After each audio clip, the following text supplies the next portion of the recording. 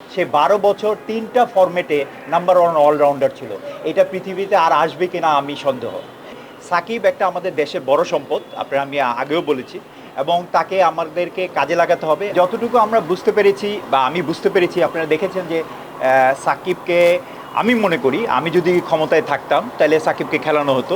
Because সাকিবের অবদানেই কিন্তু আমরা চ্যাম্পিয়ন্স ট্রফি খেলতেছি। এই প্লেয়ারটাকে বাদ দিয়ে চ্যাম্পিয়ন্স ট্রফিটা খেলাটাও আমাদের অনুচিত, আমি মনে করি। এটা আমার ব্যক্তিগত মত।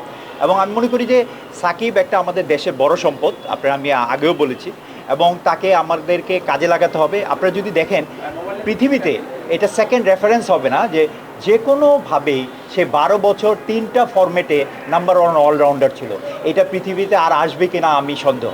এবং ওকে আমাদেরকে অনেকভাবে, আপনারা দেখেছেন বিভিন্ন দেশে লিজেন্ডদেরকে পালে, তাদেরকে নার্সিং করে। যেমন মনে করেন টেন্ডুলকারকে দেখানো বলা হয়েছিল যে ও কখন রিটায়ার্ড করবে, আর আমরা আমাদের পক্ষ থেকে আমরা ফোর্স করি প্লেয়ারকে রিটায়ারমেন্টের জন্য। এটা এইসব প্র্যাকটিস বাদ দেওয়া উচিত আমাদের ক্রিকেট থেকে। আমার সাথে যেটা কথা হলো, সে ও এখনই আমার মনে হয় থার্ড টেস্ট দিতে যাচ্ছে, ইংল্যান্ডে আসতেছে রোজার মধ্যে। ওই টেস্টে একটা কোচও দিয়েছে ইংল্যান্ডের, এবং সে কোচ এগ্রি করলে সে আবার পরীক্ষা দিবে, এবং পরীক্ষায় পাশ করলে আমার ধারণা আমি বাংলাদেশে সে খেলতে পারবে। গত 10 বছরই আমি চ্যাম্পিয়ন হতে চেষ্টা করেছি। বিভিন্ন প্রতিকূলতার জন্য আমি চ্যাম্পিয়ন হতে পারিনি।